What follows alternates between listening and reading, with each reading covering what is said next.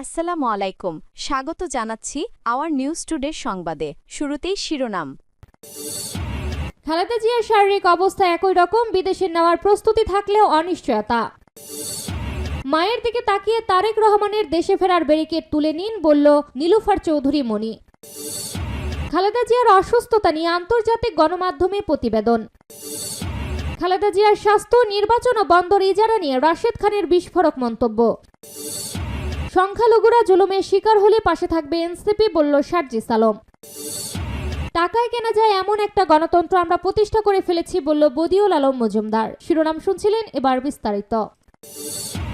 খালেদা জিয়ার শারীরিক অবস্থা একই রকম, বিদেশে নেওয়ার প্রস্তুতি থাকলেও অনিশ্চয়তা। হাসপাতালে চিকিৎসাধীন বিএনপি চেয়ারপারসন বেগম খালেদা জিয়ার শারীরিক অবস্থা টানা 3 দিন ধরে একই পর্যায়ে রয়েছে। দল ও পরিবারের পক্ষ থেকে উন্নত চিকিৎসার জন্য তাকে বিদেশে নেওয়ার উদ্যোগ থাকলেও চিকিৎসকরা জানিয়েছেন বর্তমান শারীরিক পরিস্থিতি দীর্ঘ ভ্রমণের মতো ধকল সহ্য করার উপযুক্ত নয়। মেডিকেল বোর্ডের অনুমোদন পাওয়া গেলে দ্রুতই তাকে বিদেশে নেওয়ার প্রস্তুতি নেওয়া হবে বলে জানানো হয়েছে। হাসপাতালে ভর্তি হওয়ার পর থেকে খালেদা জিয়া তেমন সাড়া দিচ্ছিলেন না, তবে 3 দিন পর শনিবার 29 নভেম্বর তিনি সামান্য কথা বলেছেন বলে জানা গেছে। চিকিৎসকরা জানান তিনি এখনও একটি গুরুতর শারীরিক অবস্থার মধ্যেই রয়েছে। ধারাবাহিকভাবে কিডনি ডায়ালিসিস চলছে। গতকাল রাত 10টার দিকে একটি ডায়ালিসিস সম্পূর্ণ হয়েছে। এতে তার অবস্থার উন্নতি না এলেও কিছুটা স্থিতিশীলতা এসেছে। এ বিষয়ে মেডিকেল বোর্ডের একাধিক সদস্য জানান আগামী কয়েকদিন অত্যন্ত গুরুত্বপূর্ণ, বিশেষ করে তার কিডনির কার্যক্ষমতার স্থিতিশীলতা না এলে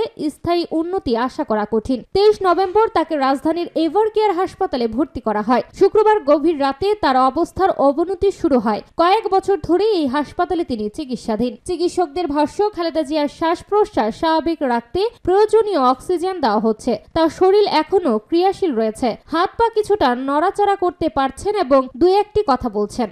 মায়ের দিকে তাকিয়ে তারেক রহমানের দেশে ফেরার ব্যারিকেড তুলে নিন, বলল নীলুফার চৌধুরী মনি। এভারকেয়ার হাসপাতালে বিএনপির চেয়ারপারসন বেগম খালেদা জিয়ার স্বাস্থ্যের খোঁজ নিতে গিয়ে সাংবাদিকদের সঙ্গে কথা বলেন বিএনপির সাবেক সংসদ সদস্য নীলুফার চৌধুরী মনি। সেখানে তিনি তারেক রহমানের দেশে ফেরার পথে বাধা, ব্যারিকেড বা বাধার প্রসঙ্গটি জোরালোভাবে তুলে ধরেন। মনি বলেন, একজন সন্তান তার মায়ের কাছে যেতে চায়, মাকে দেখতে চায়, মায়ের শেষ সময়ে পাশে থাকতে চায়। একজন সন্তান তার মায়ের কাছে আসার ক্ষেত্রে আটকে রাখার কোনো উপায় নেই। তারেক রহমানের দেশে ফেরার পথে রাষ্ট্রীয় বাধা থাকার অভিযোগ তুলে তিনি আরো বলেন, উনি স্পষ্ট বলেছেন চাইলেই একা আসতে পারেন না, ওনার জন্য অনেক রকম ব্যারিকেড আছে। যারা এই ব্যারিকেড দিয়ে রেখেছেন তাদের বলবো এই বাধা প্রত্যাহার করুন। একটা মায়ের দিকে তাকান, একটা সন্তানের দিকে তাকান, দেশের দিকে তাকান। তিনি সতর্কতার সুরে বলেন, আজ যেটা করবেন আপনার জন্য সেটাই পাওনা থাকবে। যারা এসব করছেন তারাও সুখে থাকবেন না। এটা কোনো অভিশাপ নয়, প্রকৃতির প্রতিশোধ। তারেক রহমানকে মায়ের কাছে ফেরার সুযোগ দেওয়ার দাবি জানিয়ে নীলুফার চৌধুরী মনি বলেন, শেষ সময়ে একজন সন্তান তার মায়ের কাছে থাকতে চায়, কোনো রাষ্ট্র বা সংস্থা এটা আটকাতে পারে না। খালেদা জিয়ার অসুস্থতা নিয়ে আন্তর্জাতিক গণমাধ্যমে প্রতিবেদন। বিএনপির চেয়ারপারসন ও সাবেক প্রধানমন্ত্রী খালেদা জিয়া সংকটাপন্ন অবস্থায় হাসপাতালে ভর্তি হয়েছেন এমন খবর উঠে এসেছে বিভিন্ন আন্তর্জাতিক গণমাধ্যমে। তারা গুরুত্বের সঙ্গে সংবাদটি প্রকাশ করেছে। বেগম জিয়ার ব্যক্তিগত চিকিৎসক ও বিএনপির স্থায়ী কমিটির সদস্য ডক্টর AZM জাহিদ হোসেনের বরাতে কাতার ভিত্তিক গণমাধ্যম আল জাজিরা লিখেছে, খুবই সংকটাপন্ন অবস্থায় হাসপাতালে ভর্তি বেগম খালেদা জিয়া। শনিবার AFPর বরাতে গালফ নিউজও একই শিরোনামে সংবাদ প্রকাশ করেছে। এছাড়া পাকিস্তানের গণমাধ্যম ডন নিউজ সহ বিভিন্ন নিউজ চ্যানেলে খালেদা জিয়ার অসুস্থতা নিয়ে প্রতিবেদন প্রকাশিত হয়। ভারতের গণমাধ্যম NDTV একাধিক সংবাদ প্রকাশ করেছে। তারা শুক্রবার এক প্রতিবেদনের শিরোনাম করে, বাংলাদেশের সাবেক প্রধানমন্ত্রী সংকটাপন্ন অবস্থায় হাসপাতালে ভর্তি। এছাড়া Times of India, the Hindu, Hindustan Times সহ একাধিক ভারতীয় গণমাধ্যম গুরুত্বের সঙ্গে সংবাদটি প্রকাশ করেছে। বিএনপির মহাসচিব মির্জা ফখরুল ইসলাম আলমগীরকে কোট করে আরব নিউজ লিখেছে, খালেদা জিয়ার শারীরিক অবস্থা খুবই critical. BNP chairperson Begum Khaleda জিয়ার অবস্থা গত 3 দিন ধরে একই পর্যায়ে রয়েছে বলে জানিয়েছে খালেদা জিয়ার ব্যক্তিগত চিকিৎসক ডক্টর AZM জাহিদ হোসেন। তিনি বলেন, খালেদা জিয়া চিকিৎসা গ্রহণ করতে পারছেন, আর মেডিকেল বোর্ড সিদ্ধান্ত দিলেই তাকে বিদেশে নেওয়া হবে। রাজধানীর এভার কেয়ার হাসপাতালে চিকিৎসা নিচ্ছেন সাবেক এই প্রধানমন্ত্রী। তার পরিবার এবং রাজনৈতিক সমর্থকরা দেশের জনগণকে তার দ্রুত সুস্থতার জন্য দোয়া করার আহ্বান জানিয়েছেন। খালেদা জিয়ার স্বাস্থ্য, নির্বাচন ও বন্দর ইজারা নিয়ে রাশেদ খানের বিস্ফোরক মন্তব্য। গণ অধিকার পরিষদের কেন্দ্রীয় সাধারণ সম্পাদক রাশেদ খান বিদেশিদের কাছে 40 থেকে 45 বছরের জন্য বন্দর ইজারা দেওয়ার সরকারি সিদ্ধান্তে তীব্র সমালোচনা করে বলেছেন, এটি দেশের সার্বভৌমত্বের জন্য হুমকি। তিনি অভিযোগ করেন, চুক্তির মাধ্যমে সরকারি উপদেষ্টারা কমিশন বাণিজ্য করেছেন। ক্ষমতায় এলে পরবর্তী সরকার প্রত্যেক উপদেষ্টা ও কর্মকর্তার দুর্নীতি তদন্ত করবে বলেও হুঁশিয়ারি দেন তিনি বলেন, সরকারের উপদেষ্টা ও প্রেস সচিব অনেকে বলেছে এই বন্দরে নাকি চাঁদাবাজি হয়, চাঁদার টাকা ভাগ নেওয়ার জন্য নেতারা এমন কথা বলছেন। কিন্তু বিদেশিদের কাছে বন্দর তুলে দিয়ে আপনারা যে কমিশন বাণিজ্য করছেন না তার নিশ্চয়তা কি? উপদেষ্টাদের বিরুদ্ধে দুর্নীতির খবর আমরা শুনেছি, বড় বড় কর্মকর্তার বিরুদ্ধেও দুর্নীতির খবর শুনেছি। এখন হয়তো এগুলোর তদন্ত হচ্ছে না, কিন্তু এতটুকু বলছি, প্রত্যেক উপদেষ্টার সম্পদের তদন্ত হবে। তিনি আরো বলেন, এর আগে তারা মানবিক করিডোরের বিরোধিতা করেছিলেন, বিদেশিদের কাছে বন্দর তুলে দেওয়ার বিরোধিতা করেছিলেন। টেকনিক্যাল সাপোর্ট দরকার হলে যে কোম্পানিকে কাজ দেওয়া হবে তাদের স্পষ্টভাবে জানাতে হবে কোন কাজগুলো করতে হবে, আর যোগ্য টেকনিশিয়ান দিয়ে বন্দর পরিচালনা না করলে তাদের ইজারা বাতিল করা হবে। রাশেদ বলেন, এই সরকারের 3টি দায়িত্ব: বিচার, সংস্কার ও সুষ্ঠু নির্বাচন। কিন্তু এখনো পর্যন্ত সরকার নির্বাচনী পরিবেশ তৈরিতে মনোযোগ দিচ্ছে না। সব দলের প্রার্থীরা সঠিকভাবে গণসংযোগ করতে পারছে না। তিনি নিজেও নানা রকম হয়রানি ও বাধার মুখে পড়ছেন বলে অভিযোগ করেছেন। তার দাবি, নির্বাচনের পরিবেশ এখনো পুরোপুরি তৈরি হয়নি। তাহলে সরকারের কাজ কি? বন্দর বিনিময় করা, বিদেশিদের কাছে 40 থেকে 45 বছরের জন্য বন্দর দিয়ে দেওয়া। জনগণ কি এটি চেয়েছিল? এগুলো সরকারের দায়িত্ব ছিল না, সরকার আগ বাড়িয়ে এসব করেছে।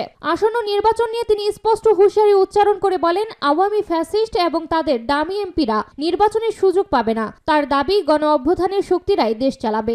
রাশেদ আরো বলেন, তারা শুনেছেন ভারতের নির্দেশনায় আওয়ামী লীগের দামি এমপি ও নেতারা স্বতন্ত্র লীগ নামে ভোটে অংশ নিতে চাইছেন। তিনি ঘোষণা করেন, কোনো দামি এমপি বা স্বতন্ত্র লীগ নেতাকে নির্বাচনে অংশ নিতে দেওয়া হবে না। জনগণ সচেতন ও সোচ্চার রয়েছে, তাই যারা দামি এমপি হওয়ার স্বপ্ন দেখছেন বা জনগণকে বিভ্রান্ত করতে চান তাদের তিনি হুঁশিয়ারি করেন। সাবেক প্রধানমন্ত্রী বেগম খালেদা জিয়ার গুরুতর অসুস্থতার প্রসঙ্গ টেনে তিনি তার দ্রুত সুস্থতা কামনা করেন। খালেদা জিয়াকে তিনি আপসহীন নেত্রী ও জাতীয় ঐক্যের প্রতীক হিসেবে উল্লেখ করে দাবি করেন, তিনি কখনোই হাসিনা সরকারের সঙ্গে আপোষ করেননি, বরং ভারতীয় আধিপত্যবাদের বিরুদ্ধে লড়াই করেছেন। ভারতকে খুশি করতে মিথ্যা মামলায় তাকে শাস্তি দেওয়া হয়েছে।